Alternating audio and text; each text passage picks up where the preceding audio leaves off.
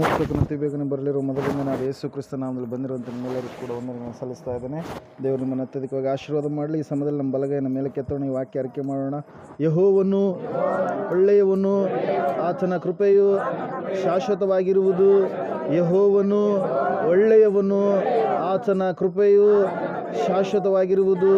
ಯೆಹೋವನು ಒಳ್ಳೆಯವನು, ಆತನ ಕೃಪೆಯು ಶಾಶ್ವತವಾಗಿರುವುದು. ಆಮೇನ್, ಆಮೇನ್, ಆಮೇನ್. ಹಲ್ಲೆಲೂಯಾ. ಓದುವಾರ ನಾವು ಧ್ಯಾನ ಮಾಡಿದಂಥ ವಾಕ್ಯ ಯಾವುದಾಗಿತ್ತು? ಯಾರಾದರೂ ನೆನಪು ಮಾಡ್ತೀರಾ? ಯಾವ ವಿಷಯದ ಕುರಿತಾಗಿ ಪರಿಶುದ್ಧಾತ್ಮ ದೇವರು ಓದುವಾರ ನಮ್ಮ ಸಂಗಡ ಮಾತಾಡಿದರು? ದಾರ್ಯಾವೇಶನು ಬರೆಸಿದಂಥ ಪ್ರಸಿದ್ಧ ಪತ್ರದಲ್ಲಿರ್ತಕ್ಕಂಥ ಕೆಲವು ಅಂಶಗಳನ್ನು ನಾವು ನೋಡಿದಂಥವರಾಗಿದ್ದೇವೆ. ಹಲ್ಲೆಲೂಯಾ. ಯಾಕೆ ದಾರ್ಯಾವೇಶನು ಆ ಪ್ರಸಿದ್ಧ ಪತ್ರವನ್ನು ಲೋಕದ ಎಲ್ಲ ಜನರಿಗೆ ಬರೆಸಿದನಂದರೆ, ಅಲ್ಲಿ ಮಹತ್ತರವಾಗಿರ್ತಕ್ಕಂಥ ಕಾರ್ಯವನ್ನು ಸೃಷ್ಟಿಕರ್ತನಾದ ದೇವರು ನೆರವೇರಿಸಿದ್ದಾನೆ. ತನ್ನ ಮಕ್ಕಳನ್ನು ಎಂದಿಗೂ ಕೂಡ ಕೈ ಬಿಡಲಾರದಂಥ ದೇವರು ಆತನಾಗಿದ್ದಾನೆ ಎಂಬುದಾಗಿ, ಪ್ರಕೃತಿಯ ಮೇಲೆ, ಪ್ರಾಣಿ ಪಕ್ಷಿಗಳ ಮೇಲೆ ಆತನಿಗೆ ಅಧಿಕಾರ ಇದೆ ಎಂಬುದಾಗಿ ಆ ದೇವರು ತೋರಿಸಿಕೊಟ್ಟಿದ್ದಾನೆ ಎನ್ನುವಂಥ ವಿಷಯವನ್ನು ದಾರ್ಯಾವೇಶನು ಮನಗೊಂಡ ಕಾರಣಕ್ಕಾಗಿ ಆ ಒಂದು ವಿಷಯವನ್ನು ದಾನಿಯೇಲನ ದೇವರೇ ನಿಜವಾದಂಥ ಸನಾತನ ದೇವರು, ದಾನಿಯೇಲನ ದೇವರೇ ಜೀವ ಸ್ವರೂಪನಾದಂಥ ದೇವರು, ದಾನಿಯೇಲನ ದೇವರಿಗೆ ಎಲ್ಲ ನನ್ನ ರಾಜ್ಯದಲ್ಲಿರ್ತಕ್ಕಂಥ ಎಲ್ಲ ಜನಾಂಗಗಳವರು ಭಯಭಕ್ತಿ ಉಳ್ಳವರಾಗಿ ನಡೆದುಕೊಳ್ಳಬೇಕು ಎಂಬುದಾಗಿ ದೇವರು ಏನು ಮಾಡಿದನ್ರಿ? ಆ ಒಂದು ಪ್ರಸಿದ್ಧ ಪತ್ರವನ್ನು ಆತನ ಮೂಲಕವಾಗಿ ಬರೆಸಿದ್ದಾನೆ. ಹಲ್ಲೆಲೂಯಾ. ದೇವರ ವಾಕ್ಯದಲ್ಲಿ ನಾವು ನೋಡ್ತಾ ಇದ್ದೇವೆ 2 ಅಂಶಗಳನ್ನು ಅನ್ಕೊಂತೀನಿ. 2 ಅಂಶಗಳನ್ನು ನಾವು ನೋಡಿದ್ದೇವೆ. 6ನೇದು 26ನೇ ವಾಕ್ಯ ನೋಡಿಕೊಳ್ಳೋ ಸಮಯದಲ್ಲಿ ದಾನಿಯೇಲನ ಪ್ರವಾದನೆ ಗ್ರಂಥ. ನಾನಾಳುವ ರಾಜ್ಯದವರೆಲ್ಲರೂ ದಾನಿಯೇಲನ ದೇವರಿಗೆ ಭಯ ಭಕ್ತಿಯಿಂದ ನಡಕೊಳ್ಳಬೇಕೆಂದು ಆಜ್ಞಾಪಿಸುತ್ತೇನೆ. ಆತನೇ ಜೀವ ಸ್ವರೂಪನಾದ ಸನಾತನ ದೇವರು.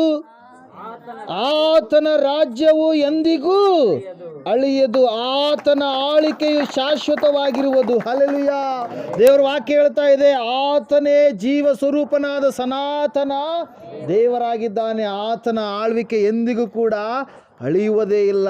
ಆತನು ಯುಗ ಯುಗಗಳವರೆಗೂ ಇರುವಾತನಾಗಿದ್ದಾನೆ, ಸದಾಕಾಲ ಇರುವಾತನೇ ಆಗಿದ್ದಾನೆ ಎಂಬುದಾಗಿ ಸತ್ಯವೇದ ಹೇಳ್ತಾ ಇದೆ. ಪ್ರಿಯರೇ, ಮನುಷ್ಯರು ಇವತ್ತು ಅನೇಕವಾದ ವಿಧದಲ್ಲಿ ತಮಗೆ ಇಚ್ಛೆ ಬಂದ ರೀತಿಯಲ್ಲಿ ಮನುಷ್ಯರನ್ನು ದೇವರನ್ನಾಗಿ ಮಾಡ್ಕೊಳ್ತಾರೆ, ಪ್ರಕೃತಿಗಳನ್ನು ದೇವರನ್ನಾಗಿ ಮಾಡ್ಕೊಳ್ತಾರೆ. ಮೊನ್ನೆ ನನಗೆ ಭಾಳ ಒಂದು ವಿಷಯ, ನಮ್ಮ ಮನೆ ಪಕ್ಕದಲ್ಲಿ ಒಬ್ಬರು ನಾನು ನೋಡ್ತಾ ಇದ್ದೆ. ಆ ವಿಷಯ ಭಾಳ ಮನಸ್ಸಿಗೆ ನನಗೆ ಏನಂದರೆ, ಅದನ್ನು ಅವ್ರು ಏನು ಮಾಡ್ತಾ ಇದ್ದಾರೆ, ಒಂದು ಪ್ರಾಣಿಯನ್ನು ದೇವರು ಎಂಬುದಾಗಿ ಅದನ್ನು ಪೂಜಿಸ್ತಾ ಇದ್ದಾರೆ. ಪ್ರಿಯರೇ, ಹಲ್ಲೆಲೂಯಾ. ಅದು ಸ್ವಲ್ಪ ಏನೋ ಪ್ರಾಬ್ಲಮ್ ಆಗಿದೆ, ಅದಕ್ಕೆ ಅನಾರೋಗ್ಯ ಎನ್ನುವಂಥದ್ದು ಆ ಒಂದು ಹಸುವಿಗೆ ಬಂದಿದೆ. ಆ ಸಮಯದಲ್ಲಿ ಒಬ್ಬ ಕಟಕರತ ಬಂದು ಅದನ್ನು ಏನು ಮಾಡ್ತಾ ಇದ್ದಾನೆ, ನೋಡ್ತಾ ಇದ್ದಾನೆ. ಇಷ್ಟು ರೇಟಿಗೆ ನನಗೆ ಕೊಡ್ರಿ, ಇಷ್ಟು ರೇಟಿಗೆ ಕೊಟ್ಟರೆ ನಾನು ಅದನ್ನು ತೆಗೆದುಕೊಂಡು ಹೋಗ್ತೀನಿ. ಹಲ್ಲೆಲೂಯಾ. ಆತ ಬಂದ ತಕ್ಷಣ ವ್ಯವಹಾರ ಮಾಡ್ತಾ ಇದ್ದಾನೆ ಅದ್ರ ಬಗ್ಗೆ. ಯಾವುದ್ರ ಬಗ್ಗೆ? ಹಸುವಿನ ಬಗ್ಗೆ. ಆ ಹಸುವನ್ನೇ ಅವ್ರು ಏನು ಮಾಡ್ತಾಯಿದ್ರು? ಪೂಜಿಸ್ತಾ ಇದ್ರು. ಹಲ್ಲೆಲೂಯಾ. ಯಾರ ಸ್ಥಾನವನ್ನು ಕೊಟ್ಟಿದ್ರು ಅದಕ್ಕೆ? ದೇವರ ಸ್ಥಾನವನ್ನು ಕೊಟ್ಟಿದ್ರು. ಹಲ್ಲೆಲೂಯಾ. ಸ್ವಲ್ಪ ದಿವಸಗಳಿಗಿಂತ ಮುಂಚೆ ಅದಕ್ಕೆ ಯಾವ ಸ್ಥಾನವನ್ನು ಕೊಟ್ಟಿದ್ರಿ? ದೇವರ ಸ್ಥಾನವನ್ನು ಕೊಟ್ಟಿದ್ದಾರೆ. ಈಗ ಅದು ಅನಾರೋಗ್ಯಕ್ಕೆ ಈಡಾಗಿದೆ ಎಂಬುದಾಗಿ ಹಸುವನ್ನು ಏನು ಮಾಡ್ತಾ ಇದ್ದಾರೆ? ಸಾಯೋದಕ್ಕಾಗಿ ಕೊಡ್ತಾ ಇದ್ದಾರೆ. ಹಲ್ಲೆಲೂಯಾ. ಏನ್ರಿ? ಈ ಆಕಳನ್ನು ಏನು ಮಾಡ್ತಾ ಇದ್ದಾರೆ? ಕಟಗರಿಗೆ ಕೊಡ್ತಾ ಇದ್ದಾರೆ. ಹಲ್ಲೆಲೂಯಾ. ದೇವ್ರ ವಾಕ್ಯ ಹೇಳ್ತಾ ಇದೆ ಇಲ್ಲಿ, ಅವೆಲ್ಲ ಮನುಷ್ಯರು ಮಾಡಿದಂಥವುಗಳು, ಯುಗ ಯುಗಗಳವರೆಗೆ ಇರುವಂಥವುಗಳು ಅಲ್ವೇ ಅಲ್ಲ. ಈ ಒಂದು ಕಲ್ಲು ಇರುತ್ತೆ, ಆ ಕಲ್ಲು ಏನು ಮಾಡುತ್ತೆ? ಒಬ್ಬ ರೈತ ಏನು ಮಾಡ್ತಾನೆ? ಮೇರೆ ಹಾಕಿಕೊಳ್ಳೋದಕ್ಕಾಗಿ ಅದನ್ನು ಉಪಯೋಗ ಮಾಡ್ತಾನೆ. ಮನೆ ಕಟ್ಟುವಂಥವ್ರು ಮನೆ ಕಟ್ಟುವುದಕ್ಕಾಗಿ ಅದನ್ನು ಉಪಯೋಗ ಮಾಡ್ತಾರೆ. ಅದೇ ಕಲ್ಲಿನ ಮೂಲಕವಾಗಿ ಬಂಡೆಯನ್ನು ಮಾಡಿಕೊಂಡು ನಾವೇನು ಮಾಡ್ತೀವಿ? ಅದರ ಮೇಲೆ ನಡೆದಾಡ್ತೀವಿ. ಕೆಲವೊಂದು ಸಮಯದಲ್ಲಿ ಅದೆಲ್ಲ ಒಡೆದಾದ ಮೇಲೆ ಎಲ್ಲ ಭೂಮಿಯಲ್ಲಿ ಮಣ್ಣಾಗಿ ಎಲ್ಲವೂ ಕೂಡ ಏನಾಗ್ಬಿಡುತ್ತೆ? ಹೋಗ್ಬಿಡುತ್ತೆ ಪ್ರಿಯರೇ. ಆದರೆ ದೇವರು ಮಾತ್ರ ಆತನು ಎಂದೆಂದಿಗೂ ಕೂಡ ಇರುವಾತನಾಗಿದ್ದಾನೆ. ಹಲ್ಲೆಲೂಯಾ.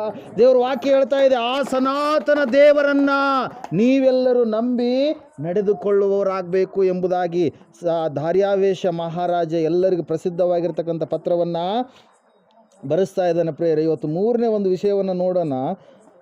27ನೇ ವಾಕ್ಯ. ಆತನು ಉದ್ಧರಿಸುವವನು, ರಕ್ಷಿಸುವವನು, ಭೂಮಿ ಆಕಾಶಗಳಲ್ಲಿ ಅದ್ಭುತ ಮಹತ್ವಗಳನ್ನು ನಡೆಸುವವನು ಆಗಿದ್ದಾನೆ. ಹಲ್ಲೆಲೂಯಾ. ಆತನ ಕಾರ್ಯಗಳನ್ನು ಇಲ್ಲಿ ನಾವು ಸತ್ಯವೇದದಲ್ಲಿ ನೋಡ್ತಾ ಇದ್ದೇವೆ. ಆತನ ಏನು ಮಾಡುವ ದೇವರಾಗಿದ್ದಾನೆ? ನಮ್ಮನ್ನು ಉದ್ಧರಿಸುವ ಆತನಾಗಿದ್ದಾನೆ. ಹಲ್ಲೆಲೂಯಾ. ಎಲ್ಲರಿಗೂ ಉದ್ಧಾರ ಆಗಬೇಕು. ಯಾರು ಕೂಡ ನಾವು ಇಷ್ಟೇ ಇರಬೇಕಂತೇಳಿ ಯಾರು ಕೂಡ ನಾವು ಅಂದ್ಕೊಳ್ಳೋದಿಲ್ಲ. ನಾವು ಎಷ್ಟೇ ಕೆಳಗಿನವರಾಗಿರ್ಬೇಕಂತೇಳಿ ಯಾರು ನಾವು ಬಯಸೋದಿಲ್ಲ. ನಾವೆಲ್ಲರೂ ಉನ್ನತವಾಗಿ ನಾವು ಬೆಳೀಬೇಕು. ಹಲ್ಲೆಲೂಯಾ. ದೇವರ ವಾಕ್ಯ ಹೇಳ್ತಾ ಇದೆ, ಆತನೇ ಉದ್ಧರಿಸುವವನಾಗಿದ್ದಾನೆ. ಹಲ್ಲೆಲೂಯಾ. ಆತನು ಅನೇಕ ತನ್ನ ಭಕ್ತರನ್ನ ಮಕ್ಕಳನ್ನ ಏನು ಮಾಡಿದನ್ರಿ? ತಿಪ್ಪೆಯಿಂದ ಮೇಲಕ್ಕೆತ್ತಿದ್ದಾನೆ, ಧೂಳಿನಿಂದ ಮೇಲಕ್ಕೆತ್ತಿದ್ದಾನೆ ಪ್ರಿಯರೇ. ಹಲ್ಲೆಲೂಯಾ. ದೇವರ ವಾಕ್ಯದಲ್ಲಿ ನಾವು ನೋಡ್ತಾ ಇದ್ದೇವೆ, ಆ ದೇವರು ಏನಾಗಿದ್ದಾನೆ ಎಂಬುದಾಗಿ ದಾರ್ಯವೇಶ ಪತ್ರದಲ್ಲಿ ಬರೆಸ್ತಾ ಇದ್ದಾನೆ. ಆತನು ನಿನ್ನನ್ನು ಉದ್ಧರಿಸುವ ಆತನಾಗಿದ್ದಾನೆ. ಆತನು ನನ್ನನ್ನು ಉದ್ಧರಿಸುವ ಆತನಾಗಿದ್ದಾನೆ. ಉದ್ಧರಿಸುವಂಥದ್ದು ಮಾತ್ರ ಮುಖ್ಯವಲ್ಲ, ರಕ್ಷಣೆ ಬಹಳ ಮುಖ್ಯ. ರಕ್ಷಣೆ ಎನ್ನುವಂಥದ್ದು ಯೇಸು ಕ್ರಿಸ್ತನ ಹೊರತಾಗಿ ಬೇರೆ ಯಾರು ಕೂಡ ಕೊಡೋದಕ್ಕೆ ಸಾಧ್ಯವೇ ಇಲ್ಲ ಪ್ರಿಯ. ರಕ್ಷಕನಂತೇಳಿ ಕರೆಯಿಸಿಕೊಳ್ಳುವ ಆತನು ಯೇಸು ಮಾತ್ರವಾಗಿದ್ದಾನೆ. ಹಲ್ಲೆಲೂಯಾ. Praise Lord. ಮೋಕ್ಷ ಕೊಡುವಂಥ ಆತನು ಯೇಸು ಕ್ರಿಸ್ತನ ಮಾತ್ರವೇ ಆಗಿದ್ದಾನೆ. ಒಂದು ವೇಳೆ ಈ ಲೋಕದ ಆಶೆ ಭೋಗಗಳು, ಒಬ್ಬ ದೊಡ್ಡ ಶ್ರೀಮಂತ ಇದ್ದರೆ ನನ್ನಿಂದ ಯಾಕೆ ಉದ್ಧರಿಸೋಕ್ಕಾಗಲ್ಲ ಅಂತೇಳಿ ಕೆಲವು ಜನರಿಗೆ ಹಣವನ್ನು ಕೊಟ್ಟು ಏನು ಮಾಡ್ಬೋದು?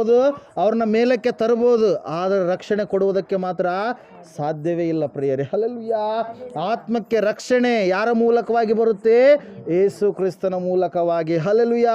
ಇಲ್ಲಿ ದೇವರ ವಾಕ್ಯ ಹೇಳ್ತಾ ಇದೆ, ಆತನು ನನ್ನನ್ನು ನಿನ್ನನ್ನು ಉದ್ಧರಿಸುವವನಾಗಿದ್ದಾನೆ. ನನ್ನ ರಾಜ್ಯಗಳಲ್ಲಿ ಇರ್ತಕ್ಕಂಥ ಎಲ್ಲ ಜನರೇ, ನೀವು ಆತನಿಗೆ ಭಯಭಕ್ತಿಯಿಂದ ನೀವು ನಡೆದುಕೊಳ್ಳುವವರಾಗಿರಬೇಕು. ನೀವು ಮಾತು ತಪ್ಪಬಾರದು, ನನ್ನ ಮಾತನ್ನು ಕೈಕೊಂಡು ನೀವು ನಡೆಯುವವರಾಗಬೇಕಂತೇಳಿ ದಾರ್ಯವೇಶದಲ್ಲಿ ನಾವು ಬರೆಸುವಂಥದ್ದನ್ನು ನಾವು ನೋಡ್ತಾ ಇದ್ದೇವೆ ಪ್ರಿಯರೇ. ದೇವರ ವಾಕ್ಯ ಹೇಳ್ತಾ ಇದೆ, ಆತನು ಏನಾಗಿದ್ದಾನೆ?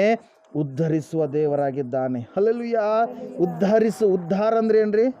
ಸ್ವಲ್ಪ ನೀವು ಉದ್ಧಾರ ಆಗ್ತಿಲ್ಲ ಅಂತೇಳಿ ಬೈತಾ ಇರ್ತೀವಿ, ಅದರ ಮೀನಿಂಗ್ ಗೊತ್ತಿರಲ್ಲ ಕೆಲವು ಜನರಿಗೆ. ಹಲ್ಲೆಲೂಯಾ. ಈ ಹೊಟ್ಟೆ ಇವನು ಉದ್ಧಾರನೇ ಆಗಲ್ಲ, ಬೈಕೆ ಗೊತ್ತಲ್ಲ ಅಂತಿರ್ತಾರಲ್ಲ, ಏನಂತಿರ್ತಾರ? ಇವನು ಉದ್ಧಾರನೇ ಆಗಲ್ಲ, ಆಗಲ್ಲ. ಏನ್ರಿ? ಉದ್ಧಾರ ಅಂದ್ರೆ ಏನ್ರಿ? ಉನ್ನತವಾಗಿರ್ತಕ್ಕಂಥ ಒಂದು ಸ್ಥಿತಿ, ಬೆಳವಣಿಗೆ, ಒಂದು ಸ್ಥಾನಮಾನ. ಹಲ್ಲೆಲೂಯಾ. Praise Lord. ಇಲ್ಲಿ ವಾಕ್ಯ ಹೇಳ್ತಾ ಇದೆ, ದೇವರಿಗೆ ನೀನು ಭಯಭಕ್ತಿ ಉಳ್ಳವನಾಗಿ ನಡೆದುಕೊಳ್ಳುವಾಗ ದೇವರೇ ನಿನ್ನನ್ನು ಏನು ಮಾಡ್ತಾನಂತ್ರಿ? ಉದ್ಧಾರ ಮಾಡುವವನಾಗಿದ್ದಾನೆ. ಹಲ್ಲೆಲೂಯಾ. ಈ ದಾನಿಯೇಲ, ಶಾದ್ರಕ್, ಮೇಷಕ್, ಅಬೇದ್ನೆಗೋ ಏನೂ ಭಾಷೆ ಗೊತ್ತಿರಲಾರ್ದಂಥ ಒಂದು ದೇಶದಲ್ಲಿ ಏನು ಮಾಡಿದ್ದಾರೆ? ಅವರು ಸೆರೆಯಾಳುಗಳಾಗಿ ಒಯ್ಯಲ್ಪಟ್ಟಿದ್ದಾರೆ. ಹಲ್ಲೆಲೂಯಾ. ಅವ್ರನ್ನ ಬಂಧಿಸಿ ಕರೆದುಕೊಂಡು ಹೋಗಿದ್ದಾರೆ, ಕೆಲಸಕ್ಕೆ ನೇಮಕ ಮಾಡಿಕೊಳ್ಳಬೇಕಂತೇಳಿ. ಆ ಸಮಯದಲ್ಲಿ ಅಲ್ಲಿ ಎಷ್ಟೋ ನಿಪುಣರಿದ್ದಾರೆ, ಎಷ್ಟೋ ಉಳ್ಳಂಥ ಮಕ್ಕಳಿದ್ದಾರೆ ಪ್ರಿಯರೇ. ಹಲ್ಲೆಲೂಯಾ. ಅವರೆಲ್ಲ ಇರಬೇಕಾದ್ರೆ ಆದರೆ ದೇವರು ಯಾರನ್ನ ಆ ಒಂದು ಉನ್ನತವಾದ ಸ್ಥಾನಕ್ಕೆ ಕರೆದುಕೊಂಡು ಬಂದರು? ಶಾದ್ರಕ್, ಮೇಷಕ್, ದಾನಿಯೇಲ್ ಮತ್ತು ಅಬೇದ್ನೆಗೋರನ್ನು. ಹಲ್ಲೆಲೂಯಾ. Praise lord. ಎಷ್ಟೋ ಜನರಿದ್ದಾರೆ, ಮಾಟ ಮಂತ್ರ ಮಾಡುವಂಥವರು ನಿಪುಣರಿದ್ದಾರೆ, ಜ್ಞಾನಿಗಳಿದ್ದಾರೆ, ಆದರೆ ಅವರೆಲ್ಲರಿಗೆ ಏನಾಗಲಿಲ್ಲ? ಇವರಲ್ಲಿರ್ತಕ್ಕಂಥ ಜ್ಞಾನ ಸಿಗಲಿಲ್ಲ. ಒಂದು ಸಾರಿ 1ನೇ ಅಧ್ಯಾಯ 10ನೇ ವಾಕ್ಯದಲ್ಲಿ ನಾವು ನೋಡ್ತಾ ಇದ್ದೇವೆ, ದಾನಿಯೇಲನ ಪ್ರವಾದನೆ ಗ್ರಂಥದಲ್ಲಿ. ಅಲ್ಲಿ ವಾಕ್ಯ ಹೇಳ್ತಾ ಇದೆ ಪ್ರಿಯರೇ, ಏನೆಂಬುದಾಗಿ ಅಂದರೆ, ಅವರಿಗಿರುವಂಥ ಜ್ಞಾನ ಯಾರಲ್ಲಿಯೂ ಕೂಡ ಇರಲಿಲ್ಲ ಎಂಬುದಾಗಿ. ಓದ್ತಿರ ಒಂದು ಸರ್? ಆ ವಿಜ್ಞಾಪನೆಯನ್ನು ಕೇಳಿ, ಒಂದು ನಿಮಿಷ ತಡ್ರಿ.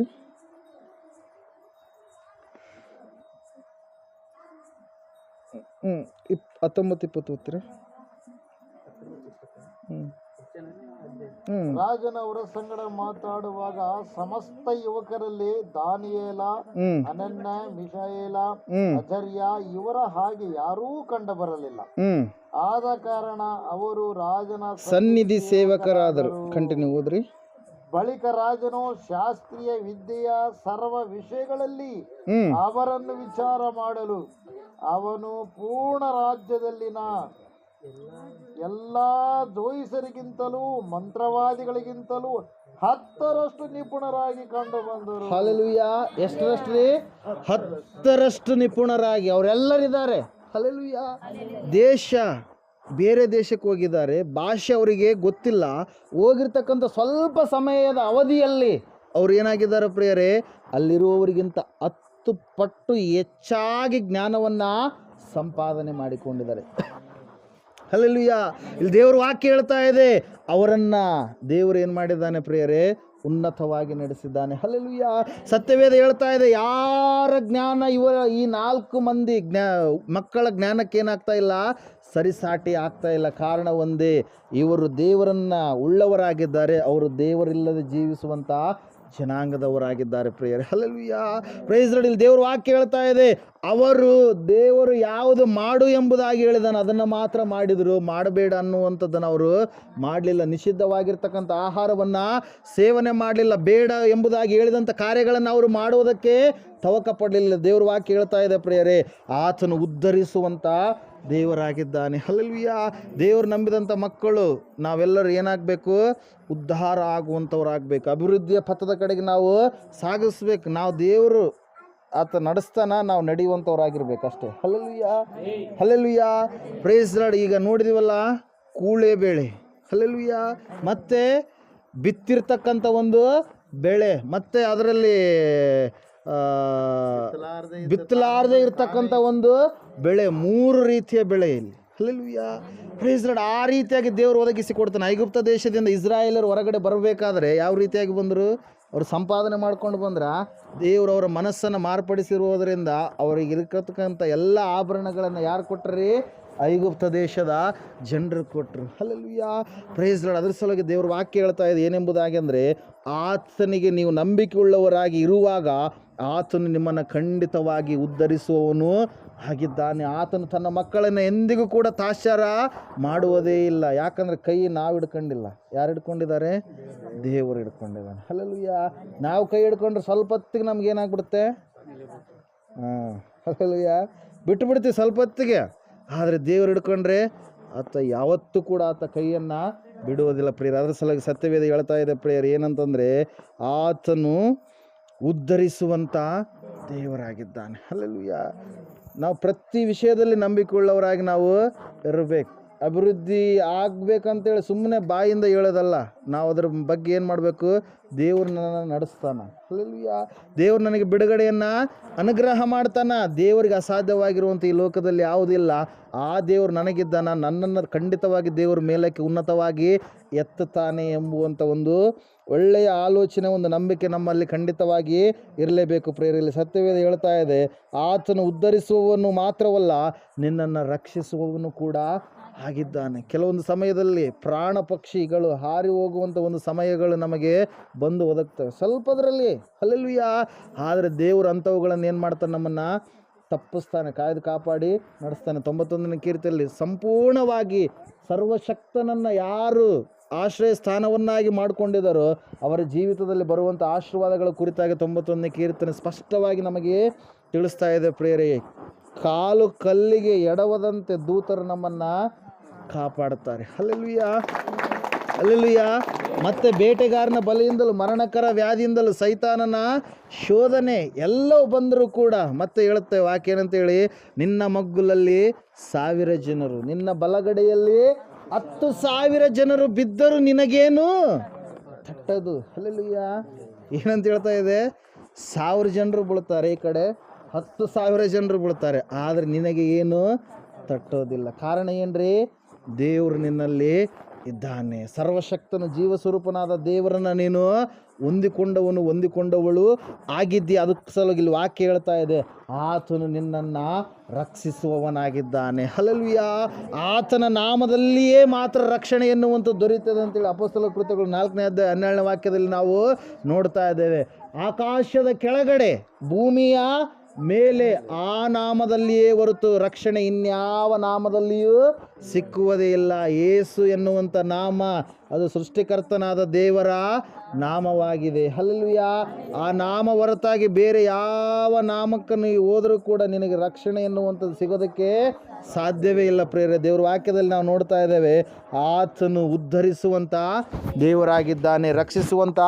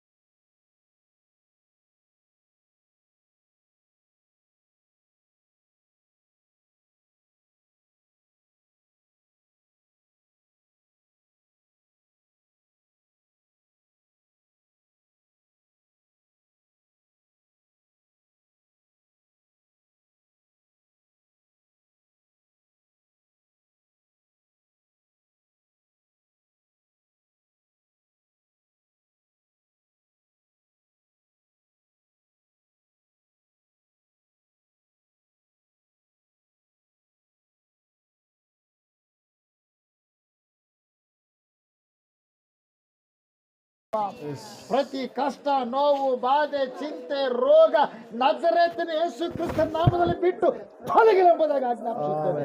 ರೀಗಲಭ ಶಕರಗಭ ತುತ್ತಲಭ ಕುರುತ ಪರಶಕರತೆ ಸೇರಿದ ರಾಜಲಭ ಕುರುತಲಭ. ಯೇಸುವೇ ನಿಮಗೆ ಸ್ತೋತ್ರಗಳು. ಸ್ತೋತ್ರ ಸ್ತೋತ್ರ. ಹೌದು ಕರ್ತನೆ, ನಮ್ಮೆಲ್ಲರ ಬಾಧೆಗಳನ್ನ ಅಪ್ಪ ನೀನು ಒತ್ತುಕೊಂಡ ದೇವರಾಗಿದ್ದೆ ಸ್ವಾಮಿ, ನಿನಗೆ ಸ್ತೋತ್ರ. ನಮಗೆ ಬಿಡುಗಡೆ ಕೊಟ್ಟು ಕರ್ತನಿನ ಪರಿಶುದ್ಧ ರಕ್ತದ ಮೂಲಕವಾಗಿ ಸಂಪೂರ್ಣವಾಗಿ ಆರೋಗ್ಯವನ್ನು ಪ್ರಸಾದಿಸಿದೆ, ನಿನಗೆ ಸ್ತೋತ್ರ. ಸಮೃದ್ಧಿಯನ್ನು ಪ್ರಸಾದಿಸಿದೆ, ನಿಮಗೆ ಸ್ತೋತ್ರ. ಅಪ್ಪ ಕರ್ತನೆ, ನಿನ್ನ ಮಕ್ಕಳಾಗಿ ಸ್ವೀಕಾರ ಮಾಡಿದಕ್ಕಾಗಿ ಸ್ತೋತ್ರ. ಸರ್ವ ಸುಭಿಕ್ಷತೆಯನ್ನು ಅನುಭವಿಸಲು ನಮ್ಮನ್ನು ಈ ಲೋಕಕ್ಕೆ ಕಳಿಸಿಕೊಟ್ಟ ವಿಧಾನಕ್ಕಾಗಿ ಸ್ತೋತ್ರ. ಕರ್ತನೆ, ನಮಗೆ ನಿನ್ನ ವಾಕ್ಯವನ್ನು ಅಪ್ಪ ಕರ್ತನೆ ಮರ್ಮಗಳನ್ನು ತಿಳಿಯಪಡಿಸಲು ನಿನ್ನ ಪವಿತ್ರಾತ್ಮ ಅಭಿಷೇಕವನ್ನು ಮಾಡಿ ಪರಿಶುದ್ಧಾತ್ಮನೇ ನಮ್ಮ ಸಂಗಡ ನೀನಿದು ನಡೆಸ್ತಾ ಇದ್ದದಕ್ಕಾಗಿ ನಿನಗೆ ಸ್ತೋತ್ರ. ಸ್ತೋತ್ರ. ಸರ್ವ ಘನ ಮಾನ ಮಹಿಮೆ ಪ್ರಭಾವ ಯುಗ ಯುಗಗಳ ನಿಮ್ಮ ಪಾದಕ್ಕೆ ಸಮರ್ಪಣೆ. ಯೇಸು ಕ್ರಿಸ್ತ ಮಹಾಪ್ರಭುಗಳ ನಾಮದಲ್ಲಿ ಬೇಡಿ ಎಲ್ಲವನ್ನ ಹೊಂದಿದ್ದೇವೆ ಪರಮ ತಂದೆಯೇ. ಆಮೆನ್. ಆಮೆನ್.